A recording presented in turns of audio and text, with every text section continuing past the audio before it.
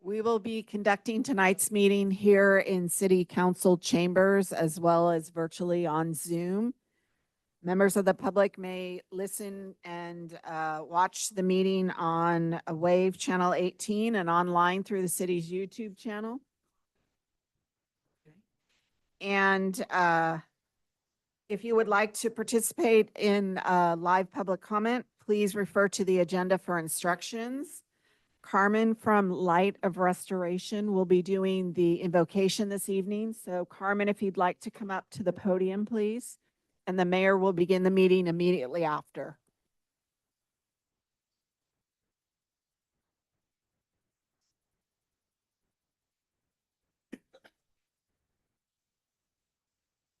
Good evening, everyone.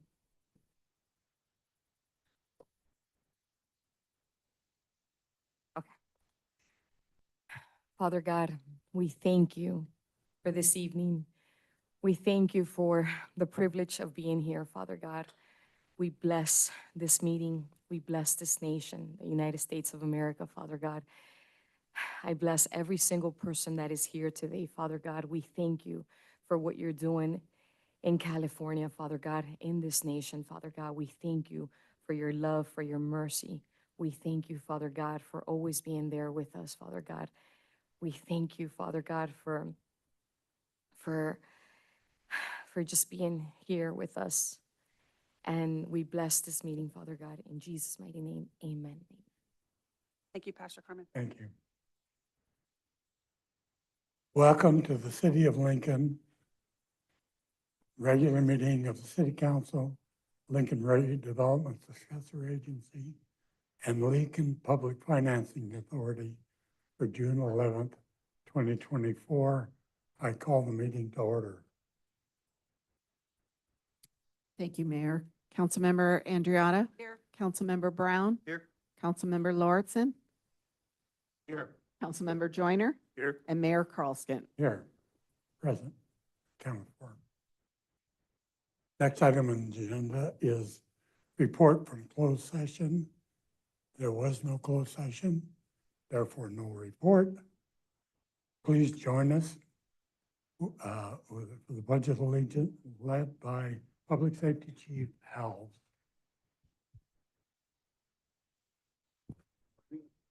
Pledge of the United States of America and to the republic for which it stands, one nation, under God, indivisible, with liberty and justice for all.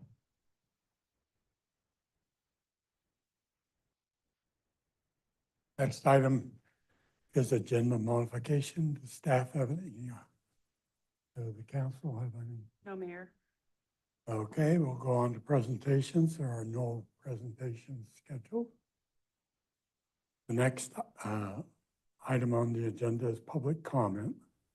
This is for non-agenda items that are within our subject jurisdiction. And there's a 3-minute limit. So I have no cards. Is everybody in the audience? Please.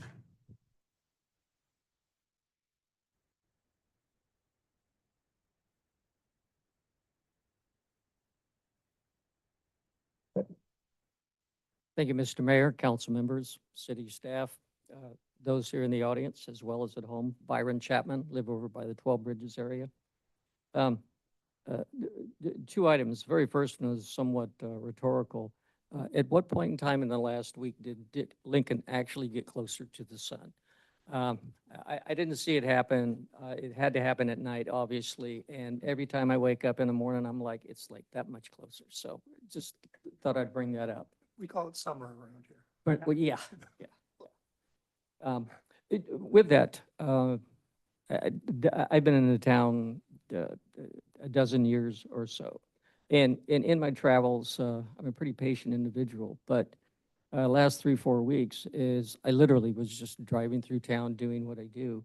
I couldn't help but notice that I stopped counting at 100 in all of the code enforcement signs that are up where disability parking spaces are designated and are. And the common problem with that is every one of those is missing a phone number, which is either the towing service and or the police department. In the event that a vehicle is towed away and the person is not there, they could at least know the number to call. That's under the California Vehicle Code. So it's a combination of the California Vehicle Code as well as the ADA. So as I mentioned, I just stopped counting at 100. Some people who may not have any interest in that or just don't need to know, and that's quite all right. The educational part about it is simple.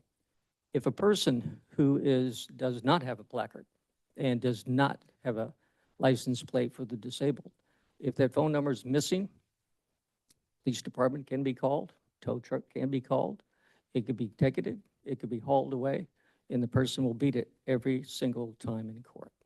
Because without that information, it's null and void, does not exist. So people need to understand that. I myself and many of my other friends who I know dealing with wheelchairs and things and issues, they too fall into that same category. And it's, I hate to keep beating this drum, but it is 3 decades and plus change. So if now that the city is, we're kind of ramped up, I'm hoping that the city can take whatever action necessary. We're looking at 10 numbers. And the thing is, it doesn't even cost the city. The individual who owns the lot or owns the business is the ones that's required to pay that. The city doesn't have anything to do in that, no vested interest. Without it, it's null and void. It's just that simple. So with that, I hope the city could take and look into that. Like I said, there's a whole lot more than I let it. So thank you.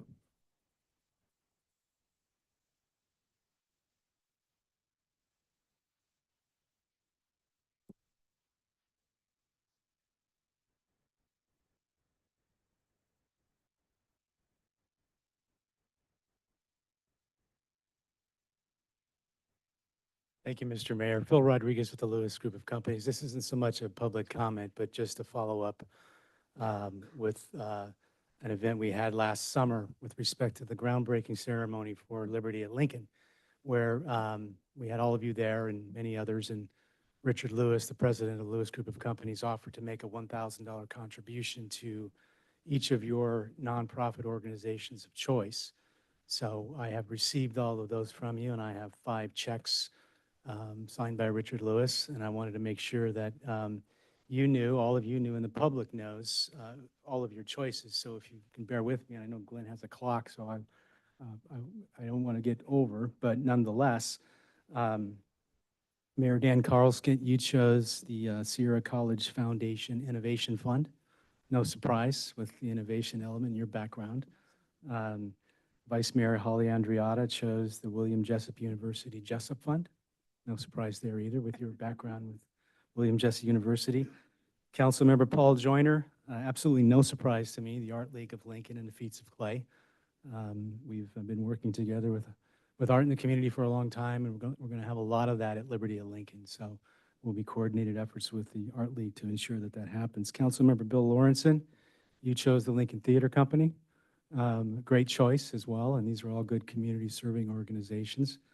Councilmember Ben Brown, you chose the Mud Run for Life Suicide Prevention, which is really heartfelt and a great choice. And what I wanted to point out is the diversity of all of these choices that you've made. And as some of you know, as most of you know, we've been in Lincoln for 24 years waiting to start this big project. And we've been a regular contributor to a lot of different organizations, including the Chamber of Commerce and the Lincoln Community Foundation, annually with the Tour de Lincoln, a fireworks show, Lighthouse organization with the Celebrity Waiter event. So we're a big player, we believe, in philanthropic components and giving back to the community. And with Liberty at Lincoln, we'll be here for at least another 10 to 15 years developing the community. So there'll be a lot more of these in the future. So if you don't mind, I have the checks. I'll leave them with Gwen to distribute it to you, and you can hand those off to your respective organizations. Thank you. Thank you very much. please thank the Lewis family for us as well, if you would, Phil.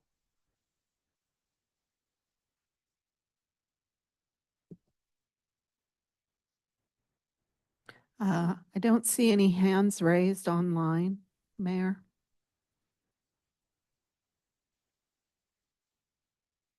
We'll go on to the consent agenda. Does anyone on the council want to pull an item? Does anyone in the community, public, want to pull an item from the agenda? I will therefore request a Yeah. motion. Move approval of the consent agenda. Second. Thank you. Councilmember Andriotta? Yes. Councilmember Joyner? Yes. Councilmember Brown? Yes. Councilmember Lauritsen? Yes. And Mayor Carlskin. Yes.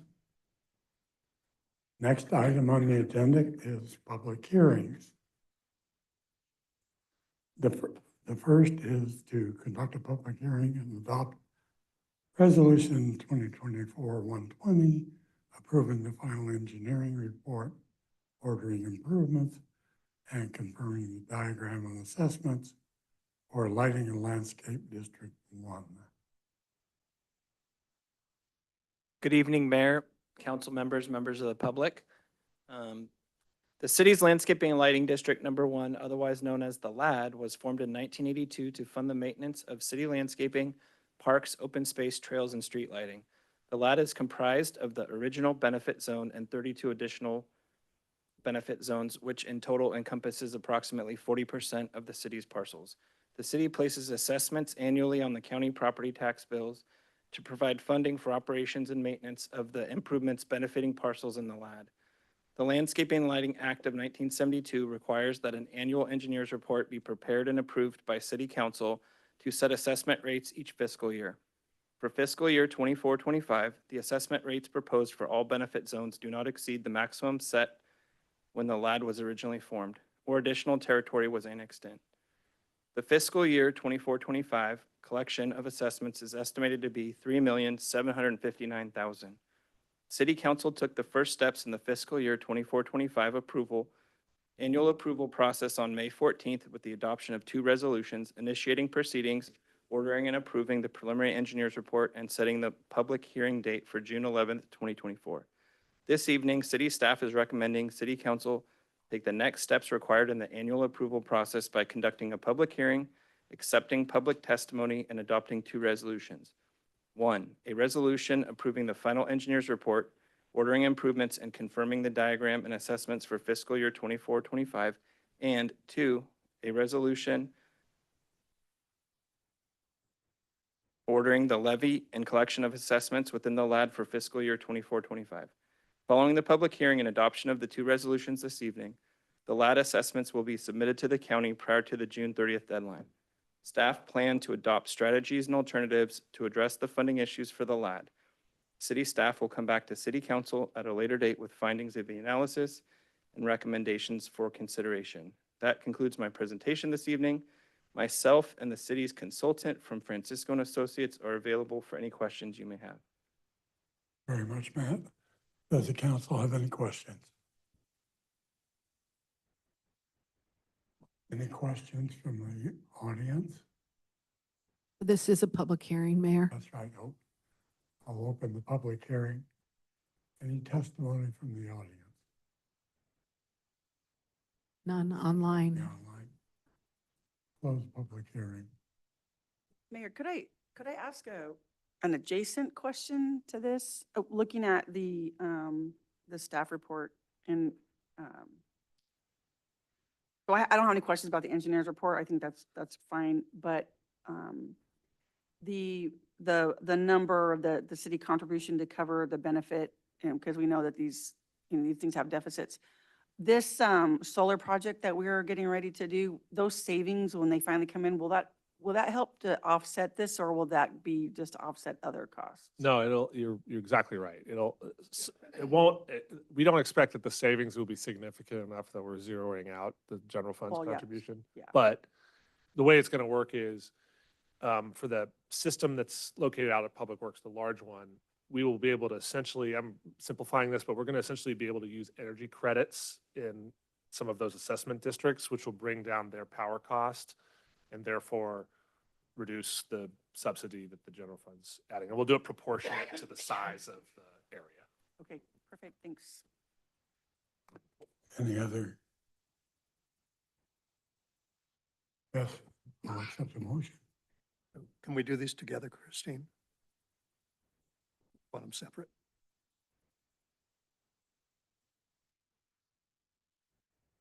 All right. Motion to adopt resolution 2024-120. Second. Councilmember Joyner, Yes. Councilmember Andriotta, Yes. Councilmember Brown, Yes. Councilmember Lauritsen, Yes. and Mayor Carlskent. Yes, Motion to adopt resolution 2024-121. Second.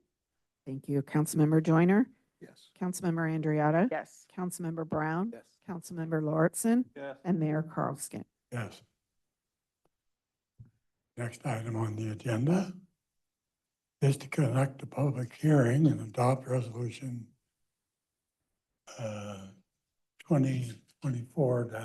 2024-122, approving the engineer's report, ordering improvements, confirming the diagram, assessment of BAD, of the Benefit Assessment District Number 1 for fiscal year 24-25, and adopt resolution 2024-123, ordering any collection of assessments within the Benefit Assessment District 1 for fiscal year 2024-25. Good evening again, Mayor, members of the council, and members of the public. The city's Benefit Assessment District Number 1 was formed in 2005 to fund operations and maintenance of city flood and storm drain improvements benefiting properties within the Lincoln Crossing, Aitken Ranch, Cressley Grove, and Lincoln Highlands developments. The city places assessments for the districts annually on the county property tax bills. An annual engineer's report is prepared and approved by city council to set assessment rates each fiscal year. For fiscal year 24-25, the assessment rates proposed for the district are at the maximum rate set when the district was originally formed or additional territory was annexed in. The fiscal year 24-25 collection of assessments is estimated to be $90,700. City Council took the first steps in the fiscal year 24-25 annual approval process on May 14th with the adoption of 2 resolutions, initiating proceedings, ordering and approving the preliminary engineer's report, and setting the public hearing date for June 11th, 2024. This evening, city staff is recommending City Council take the next steps in the annual approval process by conducting a public hearing, accepting public testimony, and adopting 2 resolutions. 1, a resolution approving the final engineer's report, ordering improvements, and confirming the diagram and assessments for fiscal year 24-25. And 2, a resolution ordering the levy and the collection of assessments within the district for fiscal year 24-25. Following the public hearing and adoption of the 2 resolutions this evening, the district assessments will be submitted to the county prior to their June 30th deadline. That concludes my presentation this evening. Myself and the city's consultant from Francisco and Associates are available for any questions you may have. Any questions from the council? No, it's pretty routine. I'll open the public hearing on this item. Any comments? Any testimony from the audience? Any None testimony online. Close public hearing. Motion to adopt resolution 2024-122. Second. Thank you. Councilmember Joyner, Yes. Councilmember Brown, Yes. Councilmember Andriotta, Yes. Councilmember Lauritsen, Yeah. and Mayor Carlskent. Yes, Motion to adopt resolution 2024-123. Second. Thank you. Councilmember Joyner, Yes. Councilmember Brown, Yes. Councilmember Andriotta, Yes. Councilmember Lauritsen, and Mayor Carlskent. yes. Item 9C, conduct a public hearing and adopt resolution 2024-124, approving the second step of a three-step phased-in approach with annual inflationary change to the public facilities element. Christian? Good evening, council members. Christian Svensk, City of Lincoln. Some quick background on this item. In June 2022, the council approved a comprehensive update to the Nexus study for the Public Facilities Element Fee Program, otherwise known as the PFE Nexus Study. The Nexus Study is the basis for the impact fees imposed on new development in order to meet the increased demand placed on infrastructure and community facilities. In October of 2022, the council approved a modified fee schedule following negotiations with the development community. Modifications entailed a phased-in approach which addressed developers' concerns over fee escalation while also meeting the city's critical need to provide funding for the wastewater treatment plant immediately. To this end, the modified fee schedule went into effect in January 2023 with the fee for the wastewater plant fully implemented. Other fees were then phased in with a 1/3 phase-in approach as follows. The first third was already applied back in January 2023. The second third is being applied tonight or being proposed to be applied tonight on July 1st, no earlier than July 1st, 2024. And the final third is to be applied no earlier than July 1st, 2025. Additionally, annual inflationary adjustments will also be applied no earlier than July 1st of every year, based on the construction cost index. Per the resolution that adopted the updated Nexus study, staff recommends that the council conduct a public hearing and adopt a resolution exempting the project under CEQA and approving the second phase of the 1/3 phase-in approach, as well as the annual inflation adjustment. This concludes my presentation. Staff and the city's consultant from Francisco and Associates is available for any questions. Thank you. Any questions from staff, from council?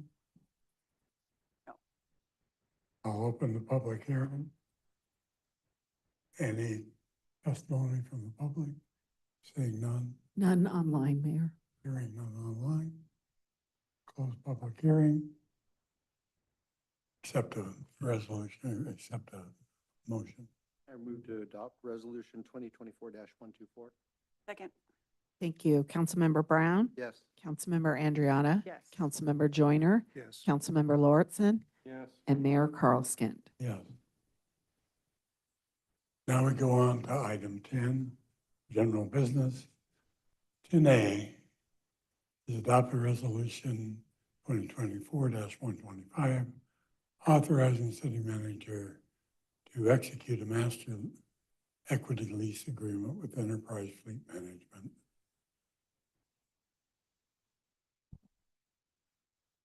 Good evening, Mayor, members of the public, council members. Matthew Medill, Public Works Director. Tonight, I'm here presenting the Master Equity Lease Agreement with Enterprise Fleet Management.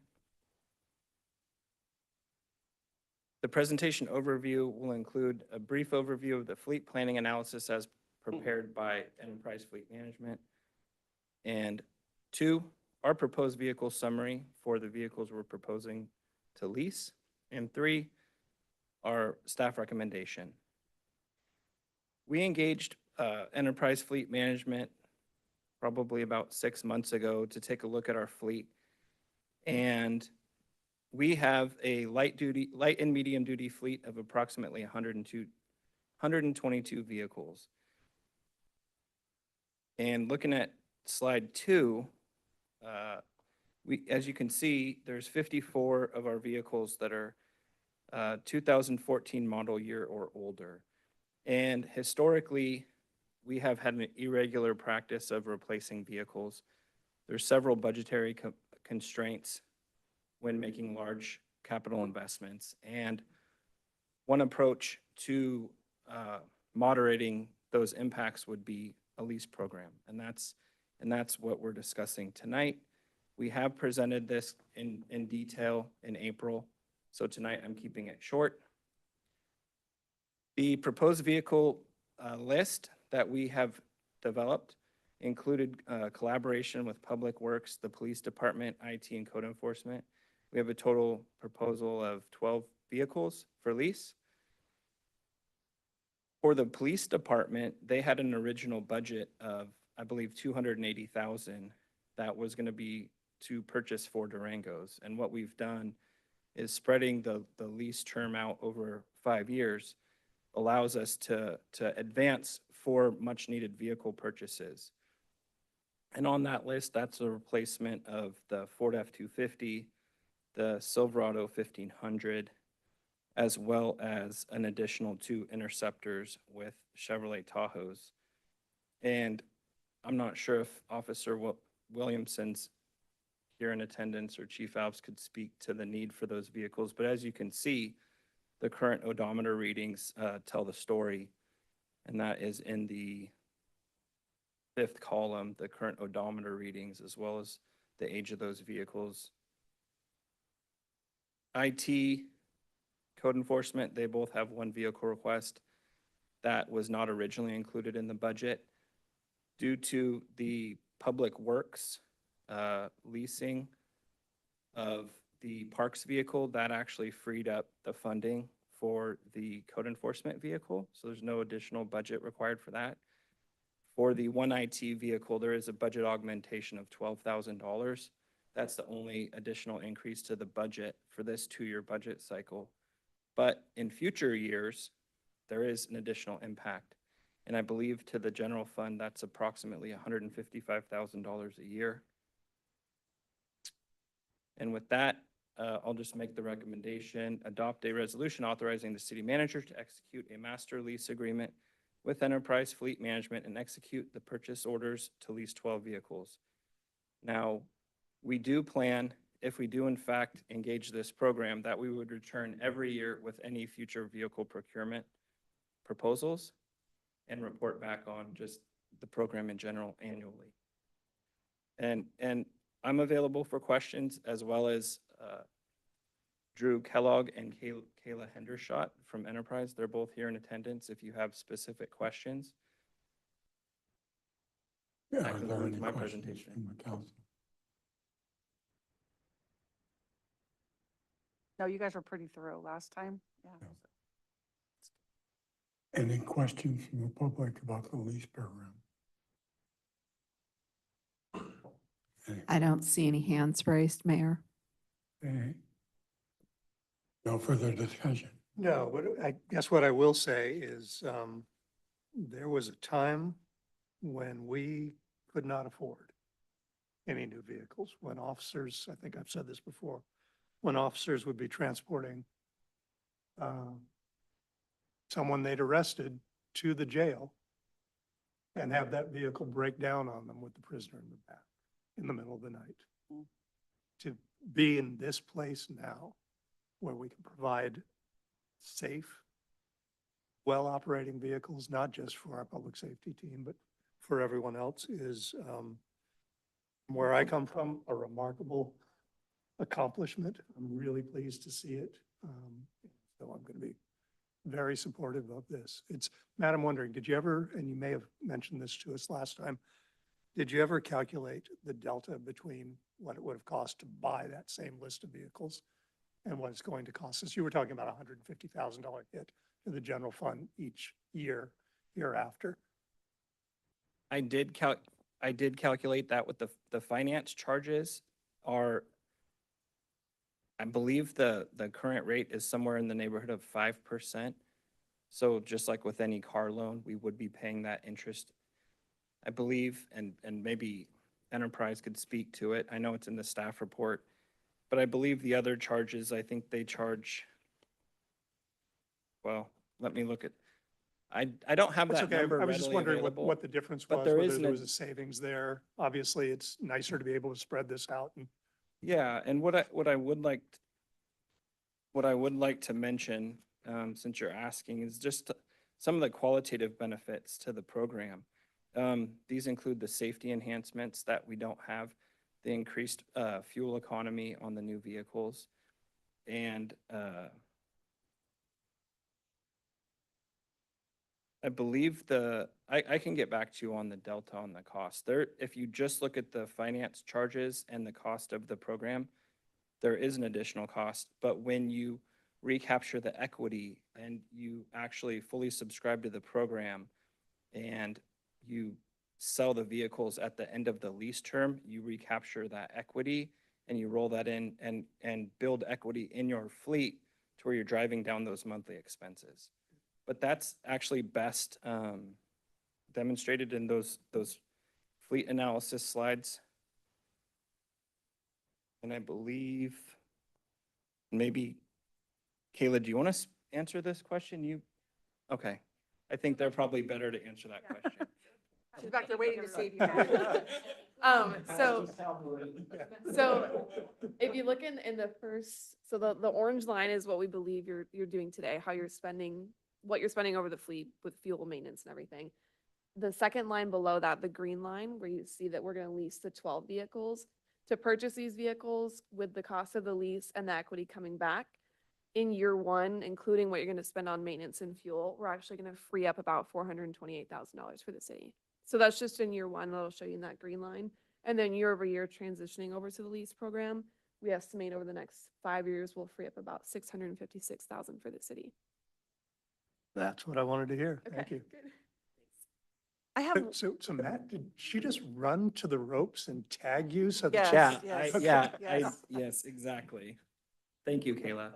And I did want to mention, not only has Enterprise been a huge resource, and they definitely augment staff. They will track the upfitters, and that's in the staff report you saw. I asked for a $25,000 contingency because Officer Williamson and fleet in general are frustrated with how long Lear is taking to upfit these vehicles. We're waiting 6-9 months just at the upfitter, in addition to how long it takes to get the manufactured vehicle.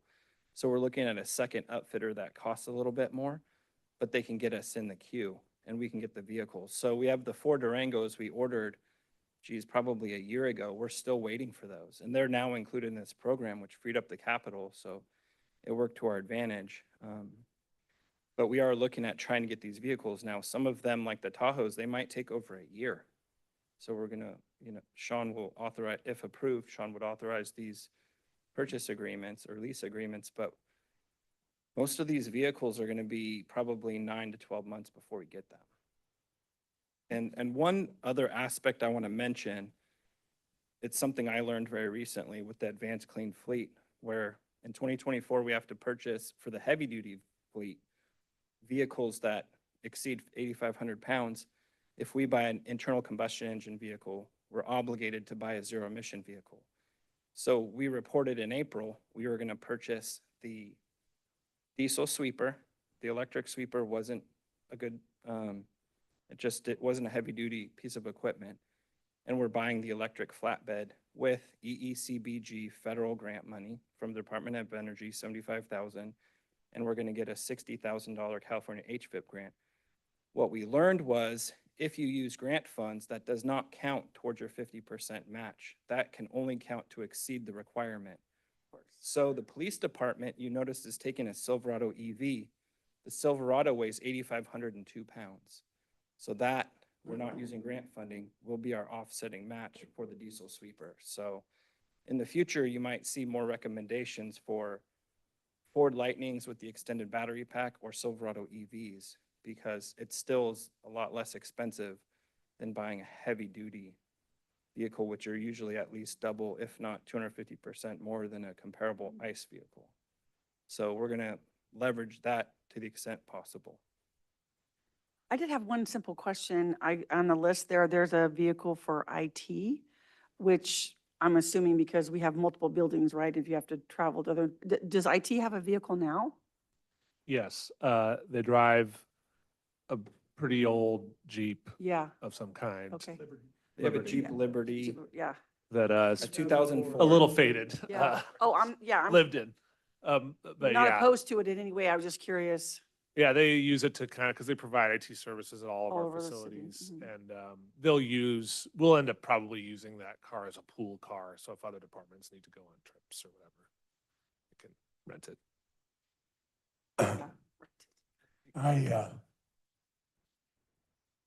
No, go ahead. I remember the times that Paul was talking about. I remember the first lease that the city did, which was for live equipment. Chief Rudin. Yep, and that was a traumatic decision for the city council. There's a site an unintended consequence of this. It's a positive consequence. Unfortunately, most time unattended are not good things.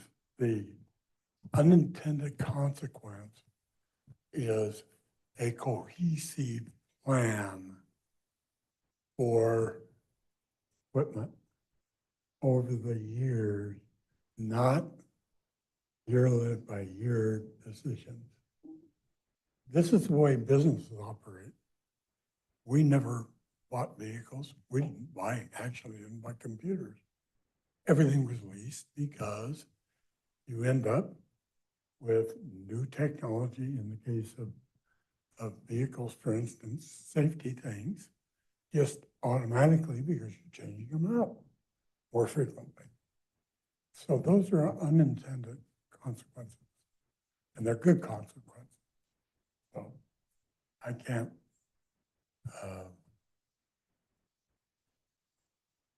I'm think we should have done this a lot earlier, to be honest with you. So Are you ready for the motion? I am ready for the motion. All right, I move that we adopt resolution 2024-125. Did we open that to the public? Oh, Yes, yes, I we did. did. Yes, we did. Yeah. Yes. Thought so. I'll second. Thank you. Councilmember Andriotta? Yes. Councilmember Brown? Yes. Councilmember Joyner? Yes. Councilmember Lauritsen? Yes. And Mayor Carlskin? Yes. Next item on the agenda is to adopt resolution 2024-126, approving amendments to the city seasonal and mid-management salary schedule.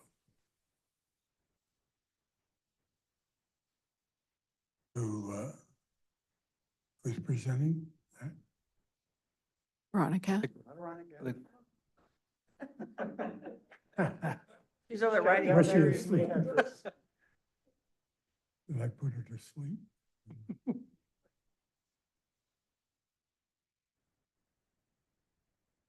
Good evening.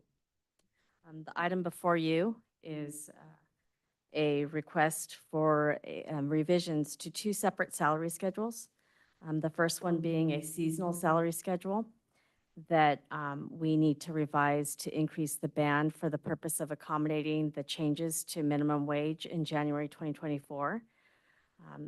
The revisions were not immediately necessary based on the fact that we were able to use the existing salary bands to increase them, but now we need to increase the maximum salaries. So that's the first revision we're requesting.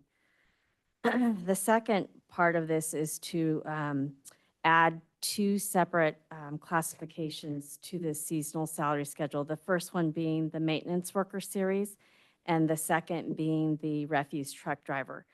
We currently employ seasonals in those classifications who are not represented by bargaining units. And because they are assigned to the same salary schedule as those that are represented, they are reaping the benefits of those negotiated increases. So we want to, and we've done this before, basically move those to the seasonal so that we have control over when those salary increases will be granted to seasonal employees. So that's the second change that we want to make to the seasonal salary schedule. And then the next salary schedule that we need to have amended is the mid-management class of, mid-management salary schedule. Basically, there were two errors of salaries or clerical errors that need to be resolved. And so those are the changes we're requesting to make for these, this proposal tonight. And that concludes my presentation. If you have any questions. Council, I have none. any questions from the public?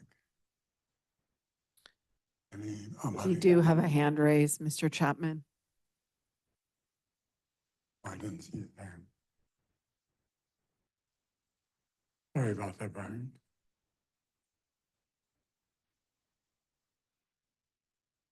Thank you, Mayor, council members, city staff, and those taking the time to be here this evening. things are moving along with the city. I too have seen major improvements, and many other people I talk to do as well. Just wanted to make sure that as these salaries continue to rise, because for quite some time, salaries were just flatlined. It just wasn't an issue. But I wanted to make sure, and I'm sure staff has, to make sure that, not just for this year, next year, the year after, but 5 years down the road, 6 years down the road. Nobody has a crystal ball in the way of revenue coming in, but hopefully that's at least looked at in order to make sure that we don't get a surprise 4 or 5 years down the road and are taking a hit where we can't afford it. So, thank you. Thank you. Any other comments from the audience? None online, Mayor. Nobody online. Okay, bring it back for discussion or a vote. Ed, Paul? I'll move to adopt resolution 2024-126.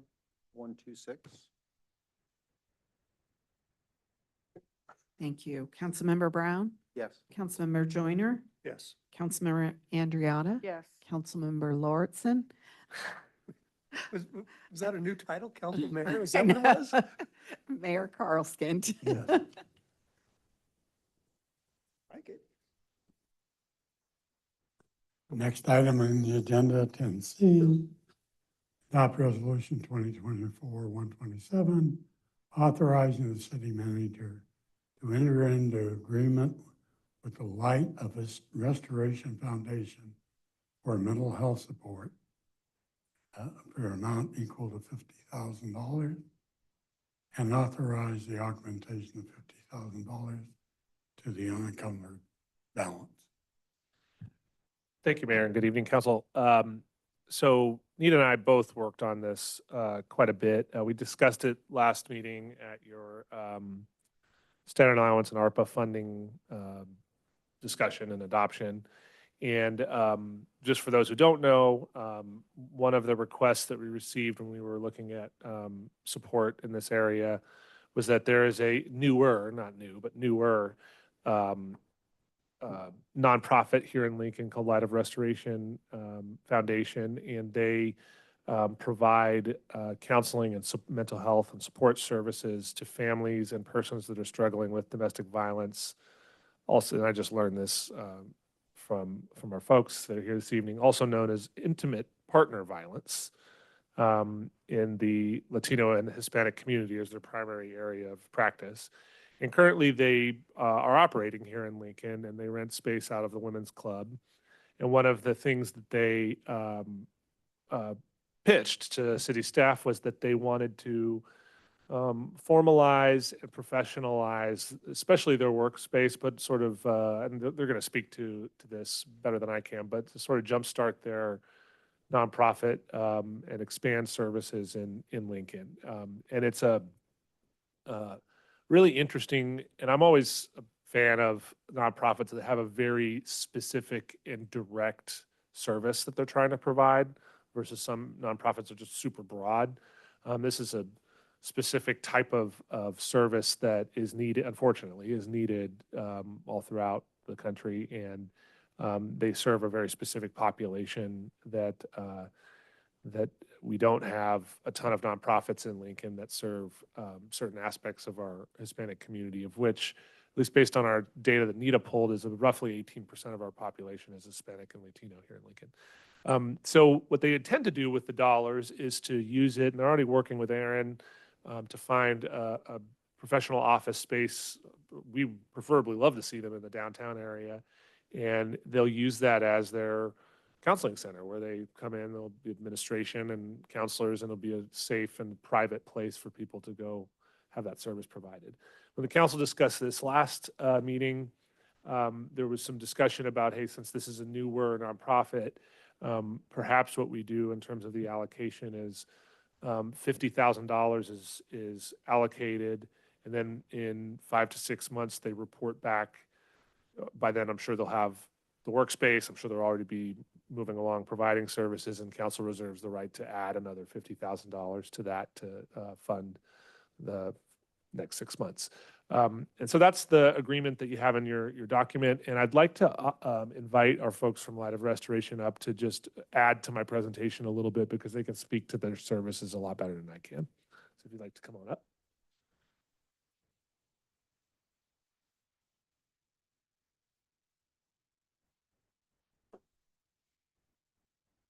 Good evening, Mayor, council members, and everyone here. Thank you for this opportunity. It is such a pleasure to be here with you. Our foundation, Light of Restoration, is just ready to commit to the city of Lincoln and to rescue those families who are suffering who are struggling in domestic violence. And we're here to rescue these families, to restore them, to empower them, and to strengthen them. As you know, domestic violence is a common problem here in the United States. There's an estimated like over 3 million cases, incidences reported every single year. And there's about 10 million people, men and women, that are being impacted because of the violence. So we are here to make a difference in this, in the community, in the city of Lincoln, and we want to offer counseling services and also educational classes to empower these families and to just bring back that family unity that which is so important to the community. And I have here with me, by the way, my name is Carmen, and I'm the director of Light of Restoration, and I have here with me Beatrice, who's the associate social worker, and I also have the founder of Light of Restoration, Jose Urdaneta, here as well. Beatrice, you wanna speak? Sure. Hi, I'm Beatrice. I just wanted to share, I'm really happy to be here with everyone. I just also wanted to share, I went to school here in Lincoln. I went to Creekside Oaks before First Street School was even built. And then I went to First Street School. I graduated from Lincoln High School here. So I've pretty much lived in Lincoln my entire life. And as a social worker, I've been able to see so many domestic violence cases and so many families be impacted. And my passion is really to help my community, and what better community than the community that I grew up and spend, all my time here. So I am just really honored to be able to serve our families here in Lincoln and make an impact. Can I ask a question real quick? So I know we've talked about this a little bit, but maybe you can share. So you guys have already started. You've been doing this work for a little while. Can you share with the council maybe percentage-wise or number-wise, what kind of success have you already seen in the work that you were doing? I can't give you like an exact percentage, but we have already impacted many families here in the Lincoln community. And yeah, they've they're so happy to know that we were there for them. We also come to their homes. If they're not able to come to us, we come to them. So it's been very beneficial, like in every aspect, to these families, for us to be here, and be able to assist them. Appreciate you guys being here. Any other comment? I'd just like to say that I really love what you're doing. I mean, there's a lot of nonprofits that can do similar things, but in my mind, the culture really needs to have someone with that kind of a background and understanding to be able to help, not just from a professional standpoint, but cultural standpoint. And I'm just proud of what you guys are doing. Thank you so much.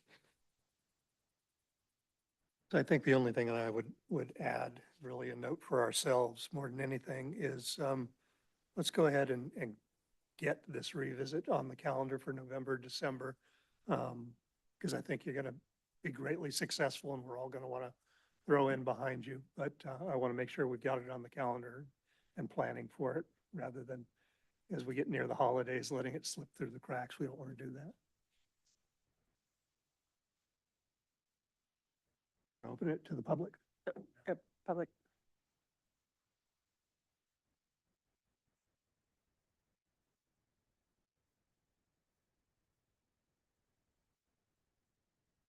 Good evening, council. My name's Whitney Eklund, and I think it's amazing that there's people like you doing this work, and it's, I'm sure, impactful. And I guess I'm just curious what success looks like. Is it safe that you're going into the homes, and is it all of the above, and that it's stopping violence, or is it removing the victims out of the home? It just depends on the circumstance. So I'm just curious, when we're talking about percentages of success, what does that look like? I know it's complex, but just out of curiosity, I'm not being critical of your work in any way, just genuinely curious. And yeah, that's it.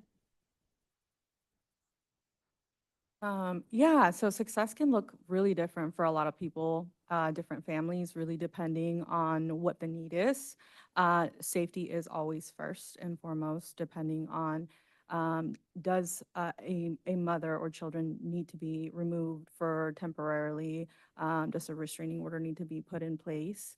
It looks very different, but I think for our foundation is making sure the family has a network of people that they can go to, calling for help when they really need to, and being educated, having that education, that background as to, like, what is the cycle of violence, when to ask for help, what is a healthy relationship. Those are a lot of things that currently I feel like in a lot of cultures, not just Hispanic culture, it's not really something that we are taught.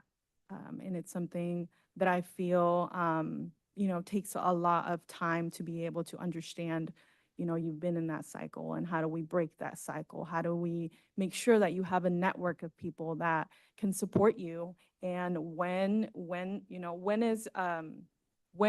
is safety a concern? When should you ask for help? And how do you do that? What safety measures can we implement to be sure that, you are able to go back to your family if it's safe, or if it's not safe, what can we do to support you in the meantime? What can we do for you to make sure that we're supporting you and that we're helping you through that process? But it's so much. I feel like domestic violence is intertwined with so many other things, mental health, anxiety, depression. Are we connecting you to those resources as well? Are you connected to a medical doctor? So it depends for every family. I feel like it looks different. Thank you. Byron? Yeah.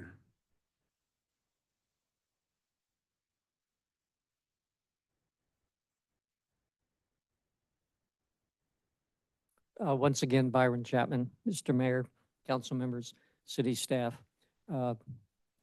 First of all, I don't think there's anybody in the room that would certainly not say something to the effect that each year it seems like society gets so much faster. Things happen at a faster rate, and a lot of things can fall through the cracks. I think it's an excellent program. I did read a little bit about it. What are some of the avenues how do the people that need the help find the resource?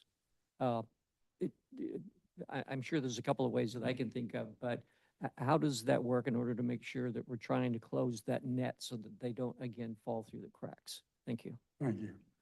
That actually was my question, is outreach. How do you connect with the community so that they know that you're a resource that's available? So to bring public awareness, we we would use social media to, have that contact with the community of Lincoln and also like word of mouth, a lot of these families are just spreading the news that something is happening at Light of Restoration and people are getting restored and rescued. And so that's how we would bring public awareness. Thank you. Also events in the community that we would host and, just spreading the word. Yeah. Any other questions? Yes?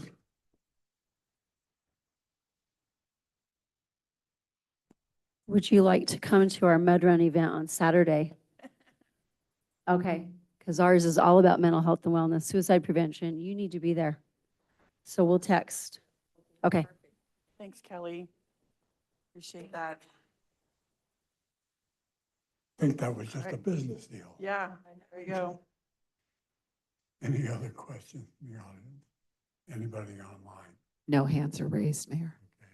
All right, Mr. Mayor, I would like to move that we adopt Resolution 2024-127. Thank you, Councilmember Andriotta, Yes. Councilmember Lauritsen, Yes.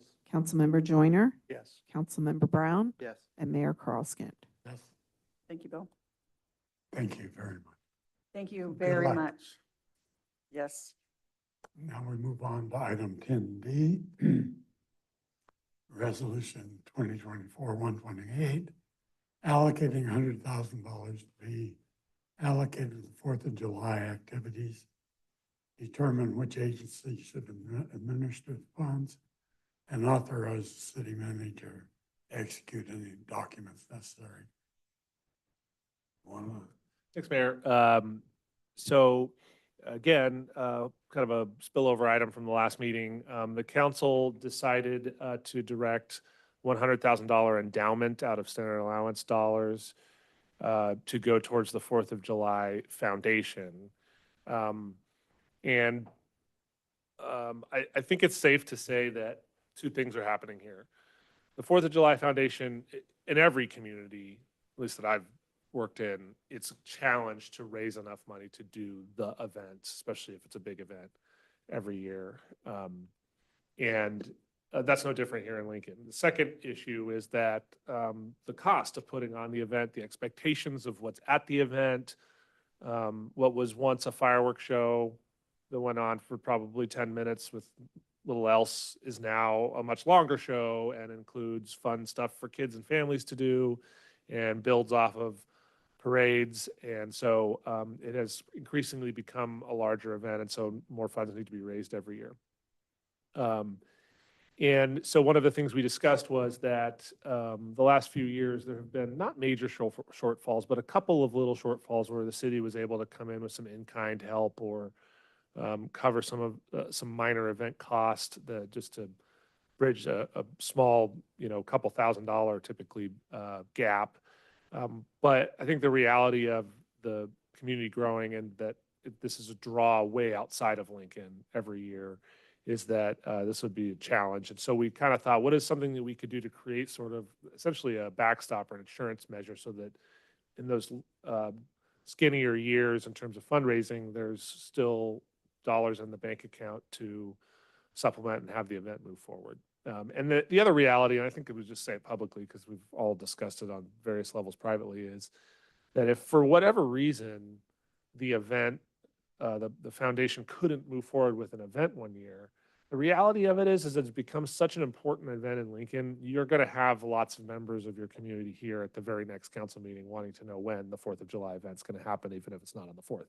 So I'm going to avoid that. Oh, no, they'll want it on the 4th. Yeah, we'll have to, so hopefully I guess we'll be the meeting in advance of the 4th. So that seemed like there was council interest in that. The big question really wasn't so much about the funding. It was much more about like, where are those funds held and how does this work in a way that makes sense? So I thought through it a lot, talked with Nina about it. There's three options that I'll lay out quickly for you and then you could discuss. The first is that we, the city of Lincoln, could hold those funds in a set aside fund that we would administer requests for funding each year. And what we would do with those dollars is much like all the rest of our, most of the rest of our funds, it goes into various investment accounts. We have to follow a fairly strict set of guidelines in terms of how we can invest those monies and the level of risk that we're allowed to accept. And so we don't do poorly, but we don't certainly make what a normal individual would make on the market these days if you were, investing reasonably with a reasonable level of risk. So the balance isn't likely to grow very much on a year-to-year basis, is what I'm saying. The second issue that I just see from an operational perspective, to be candid, is that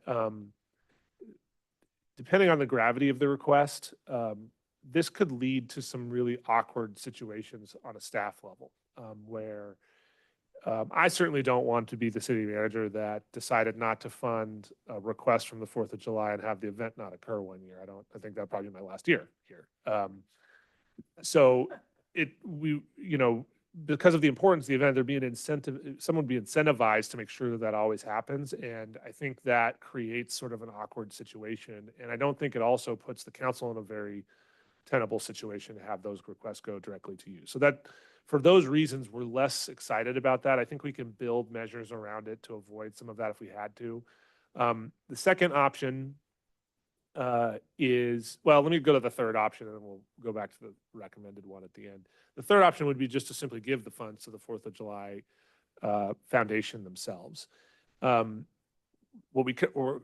we're concerned, what we would be concerned about is controls. And so when you give an organization that has really one specific purpose funding, and they do kind of a once a year event, the worry would be that that funding isn't, you're not motivating an organization to go out and do the fundraising they need to on a yearly basis because they have, a lot of cushion. And I'm not saying that about the foundation. They're a good group of people, and I don't see that.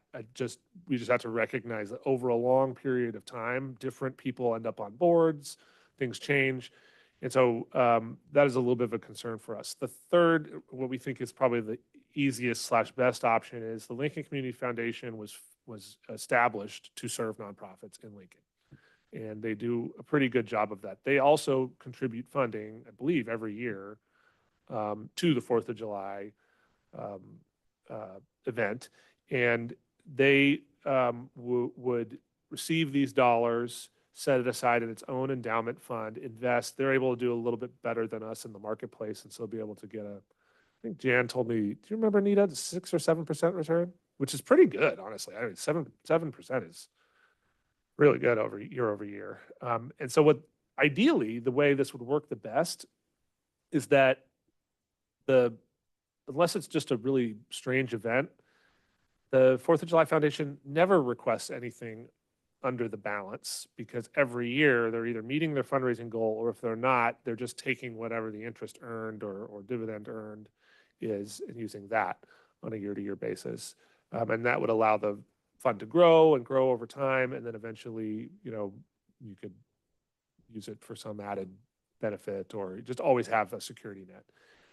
We would write up, as part of the agreement, some best practices that council could consider of how it is doled out, but it won't be a discretionary decision from the Lincoln Community Foundation to fund a request. They're simply a pass-through organization.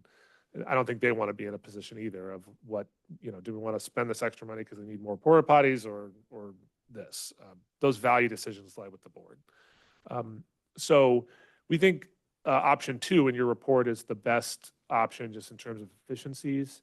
And but certainly any of the direction you give, we can create appropriate measures if you prefer a different path. So I'd be happy to answer any questions.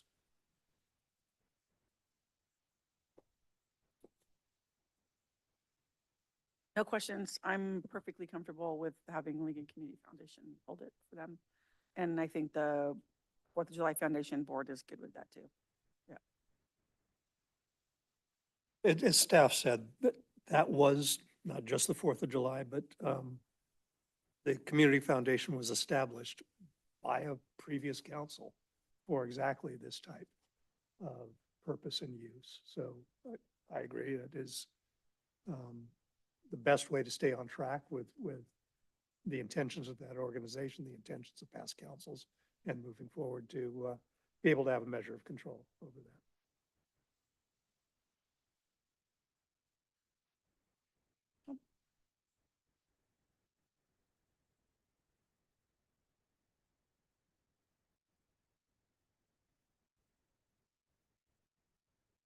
Management, there's a potential that we double the under management total that they have from 100,000 to 200,000. And that leads to better potential returns because they are able to buy at a different level, sell at a different level. Number one and number three all end up in the political arena. Number two, never once we decide what the criteria are. It's taken out of the political arena and into this one. So I will accept a motion to accept. Public comment Public, first. right. Does the public have any comment? Chapman?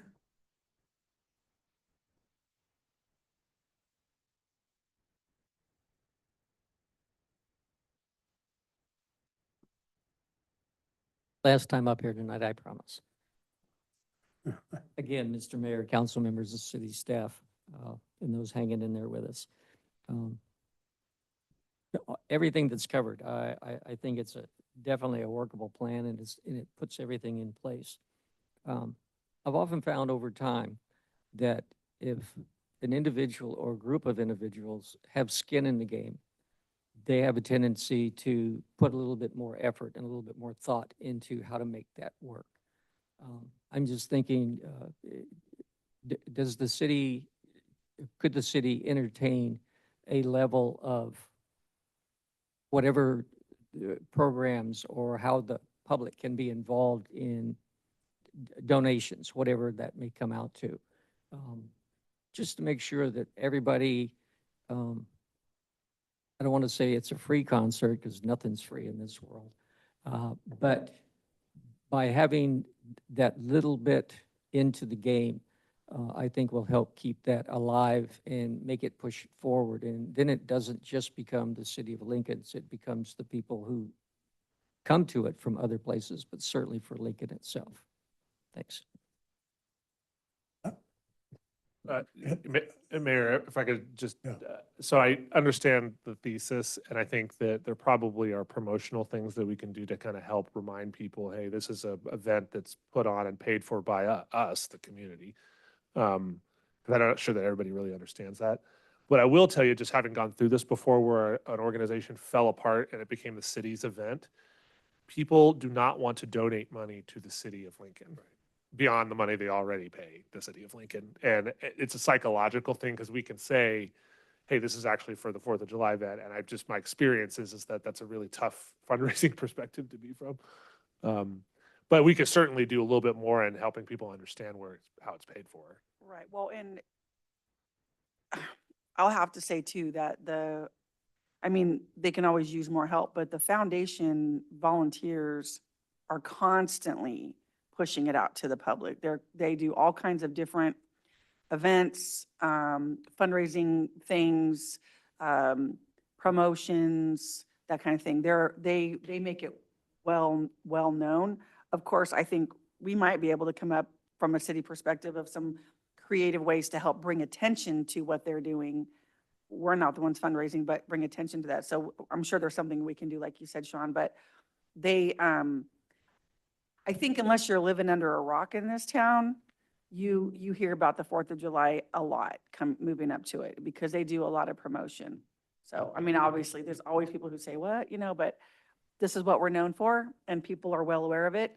And the foundation does a really good job pushing it out, all of their promotions and fundraisers and stuff. So I don't know what else any more humanly they can do, to be quite honest with you. I would add one thing that Yeah, they could sure. do, and I've mentioned it to them in the past. If you go to the Destiny event in Rockland, Mhm, they have scattered throughout the event, and it's fenced in, mhm, so I'll grant you that. They have donation sites with a flashing blue light on mhm. top. Yeah. So that as you're leaving at the end of the evening, Yep. if you've enjoyed the evening, please donate so that we can continue this next year. Well, that's a And- really And we good- don't have a mechanism Well, like that's a that. really good point. I don't know if they've ever been able to have like stationary things like that are secure. But I know in years past, we've had people from the foundation walking through the crowd and gathering donations, and we've raised a lot of money that way. So, but your point is well taken. Yeah. And since Destiny, I would reach out to them since they do their event the end of June. Those units may Borrow be those available. units. I could do that. Yeah. Yeah. That's a good point. The other thing in my mind is there is always the opportunity for future city councils to add to the endowment. Mhm. We Great get idea, to the Mayor. point, we get to the point where we have some discretionary, like we've had from the federal government, which is why we're doing this, right? You get to that point in our budget, then I could see continuous Yep. $2,000 a year. Yep.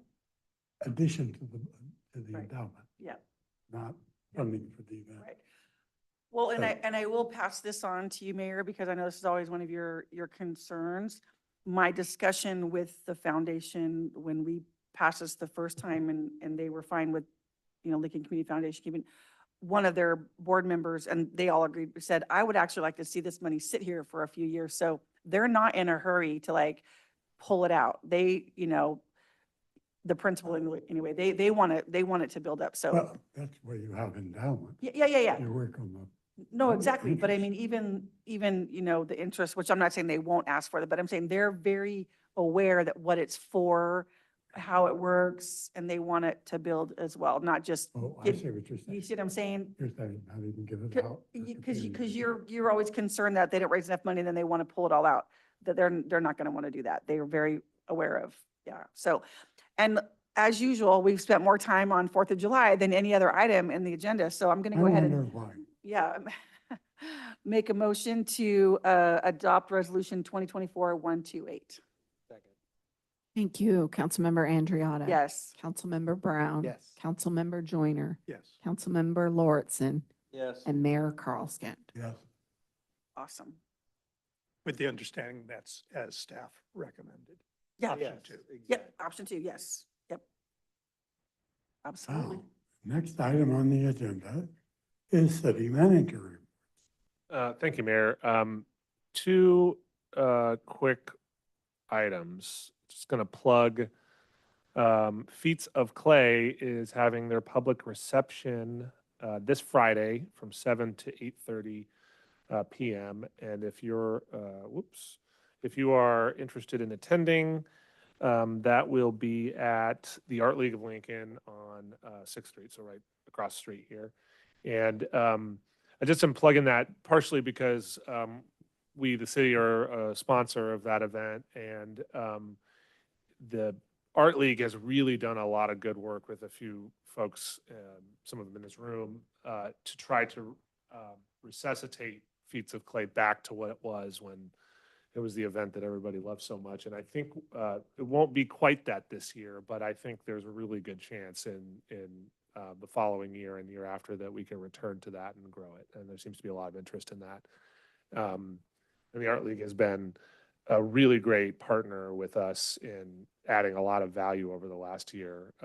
And little things that don't really cost us much of anything, allowing them to use rotunda space more for events and trying to, we don't have a lot of public space that's unused, but those spaces we do use, like for example, one of the things they're working on this year is on the second floor of City Hall. We have an office space that we typically would lease out, but it's been vacant for a long time. And they're going to use that space for the next couple weeks to do some pottery inside that and provide some classes and demos and tutorials for folks. Talking about the old city hall. Yeah, sorry about that. The building in the plaza where the museum is. I was like. Not here. That wouldn't be good for Yeah. anybody. So check out their information, and if you can attend, that would be great, because I think they're starting to really gain some traction. Another update sort of adjacent to that is, since some dollars were set aside in support of generally the arts, we're working not only on civic auditorium potential projects for council consideration, but had really good meeting with David from our Economic Development Committee on some work we're doing to try to create a real plan that's discernible, that the council could decide something on for the Carnegie. Actual, actionable, not just pie in the sky ideas, a real plan that has dollars associated with it and an investment and a way forward with some of the discussions that have been had on that building for a long time. So that's forthcoming. And a huge thanks to both David Riccitello and Whitney Eklund, who have been working really hard on that. And we're starting to pick up some speed. The final one is just kind of a fun one, and I'll send out around a picture. We'll post it online. But maybe 6 months or so ago, the chief had an idea that one thing that would be really useful to the PD is a trailer that has mounted cameras on it that can be moved throughout town for events like the 4th, for example. You know, there's thousands of people. It's kind of a stressful public safety environment, to be honest. Like, there's a lot of things that can go right and wrong. So having that set of eyes in the sky is really useful for him and his team. We're also probably going to be using it in areas where retail theft is a big problem, or car theft, or areas where you have a lot of vandalism and things like that, as a deterrent as much as a tool that helps them make cases as well. So kind of a cool piece of technology that it's not like it's new in the world, but the technology they have on these modern devices is pretty slick. You'll be able to see, I believe, live views from command inside PD. So kind of neat. And that's all I have, unless you had any specific updates you needed. Okay, thanks. Council initiative. I don't have any business. I have no business. Well, we just have one little one from LISWA. The board has chosen a new operator for the plant, and we have a special meeting on the 19th to go over the contract. Yeah, the 19th. It was the 19th. Yeah. So the one I asked you about last week was different. It's the 19th. Yeah. So as soon as we approve the contract, then we can bring that back and report on that. But that's what's happening in LISWA. And I don't think I've had any other committee reports or committee meetings since then. I actually want to back us up, if I may, to council-initiated business. And forgive me, I blanked on it for a moment. A number of us recently attended the service for Aldo Panesci, who has had remarkable impacts. Not Do we just have on, trains in Lincoln? there are trains in Lincoln, yes. Wow. I didn't Behind know you, that. there's a train on the city seal. At any rate, Aldo Panesci has had huge impacts on the not-for-profit community, on the elected communities throughout Placer County, Roseville, Rockland, Lincoln, Loomis, for many, many years. He's passed away. And in trying to think of a way that Lincoln could honor him, for me, a proclamation, a plaque just isn't enough. What we do have is a park coming online in Lincoln Crossing that I would like to suggest that the council consider naming after Aldo Panesci in his honor. And so that would be brought back, I assume, at a future council meeting as an agendized item, if you're agreeable to bringing it back. Yeah, I would agree with that. And it would require us changing the name that's already planned, correct? There's Or been a is- name chosen. Okay, yeah. Yes. So I'm in favor of that. And I'd like to see it brought back. We call it the Tank Theming and Naming Committee, which is like of all the dumb acronyms we use in government, it's one of the less annoying ones to me. But and they what we'll do in the report is we will copy the work that they did to determine that it should be, in the name is Henry Rood, R-O-O-D, Park. And just have that as background info, because off the top of my head, I don't remember all the historical reasons for that, why they chose that. And then we'll also add in that. But, you know, look, the bottom line is the city council is the ultimate authority on naming, on everything. I was going to ask you, who is on the naming committee? Because I've never even seen anything come before us for names before. Oh. And The way the code is written is that that authority was sort of abrogated to the Tank. And who's on, so Whitney's on it. Commissioner Reedy Oh, and Jerry Reedy. Johnson, Commissioner Johnson. And then there's a representative from the Historic Society, I believe, and Richard Pearl. So that's 5. Yeah. And it's been, what, about a year probably since they've had to do, they did a bunch of naming and they brought forward, I think, about 7 names a while ago for Parks and Independence and Liberty. okay, and my other question is, I'm fine with the people on the committee. Who puts that committee together? The council used to. Well, we haven't in a long Correct. time. That's why I'm asking, Correct. who puts that committee I was in together? the same place as you. I didn't know that they were still.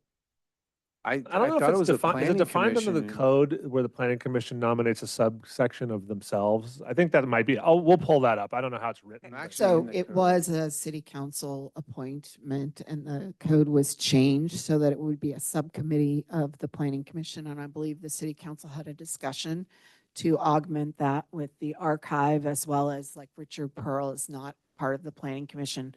So there are a couple other folks that have been added to it. So we would have to change the code again if you Right. wanted Well, to change that makeup. Here's my thought.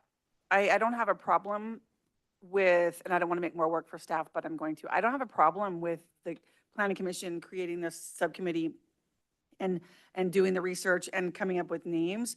But I don't like the idea that the council doesn't have any idea about it or any say in it. And I think that actually should come to council for final approval. I just as a general rule. Mhm. So I'd like to have that conversation as well. Yeah, I'll go you one farther. We have, well, Lewis Communities has a large master plan. And they discovered that Theme and Naming was naming their parks for them. Yeah, Well, they have a theme, an overall theme, right? Right. Liberty. yeah. And so for them, they felt as though they had been excluded from even the discussion. And they're putting the money in for the parks, they're building the parks, and yet. And are those names set in stone, or can we go back and have them be part of the conversation? Okay, Yes. let's have a conversation about that. There you go. We'll make that 2 separate items. And that is not to take away from the work that you guys have done on your committee. We appreciate it. It's just, and you're not responsible for the ordinance. That's what happened, you know, and so, and I certainly wasn't on the council when that ordinance was, I don't know if you were, but I'm getting older, but I have no memory of that, Okay. so. I don't recollect. Yeah. So anyway, let's talk about that. So then to circle back around to council committee reports, I have one very briefly, the SACOG Transportation Committee. There wasn't a lot there that impacts Lincoln, but there was, I think, great movement forward. If you recall, I had concerns about an option 3 in the blueprint that was coming forward, trying to shift the balance of development to 66% infill and the rest greenfield development like Lincoln. It appears that that option is pretty much dead at this point. So we'll keep an eye on it, but we're back to the previous discussion plan, which is much more in alignment with what we need to see happen.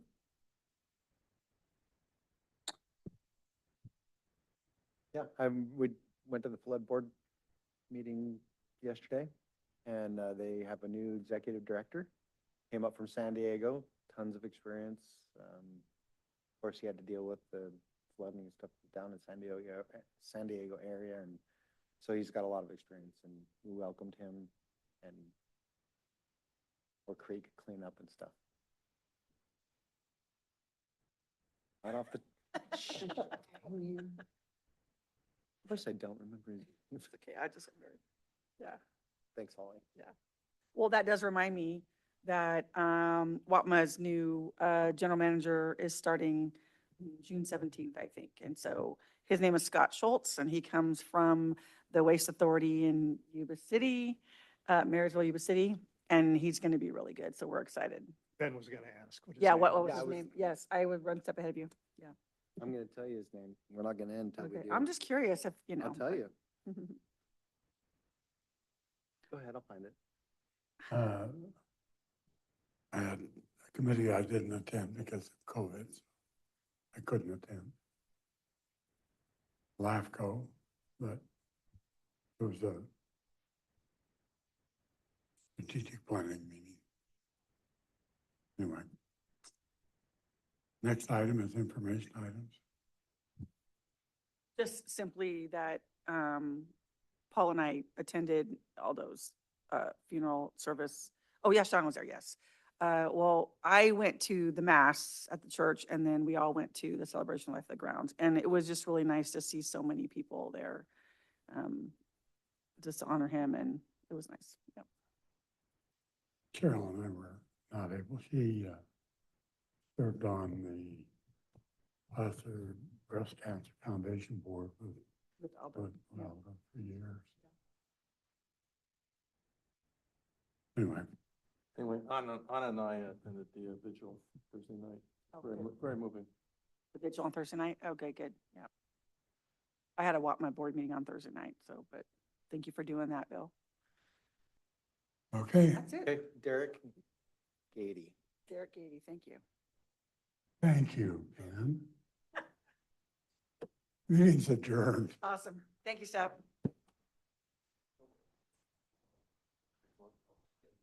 You know, he actually was the moving force behind getting that church. Say that is? I don't know, church. He's a lot more pain. They're working on it.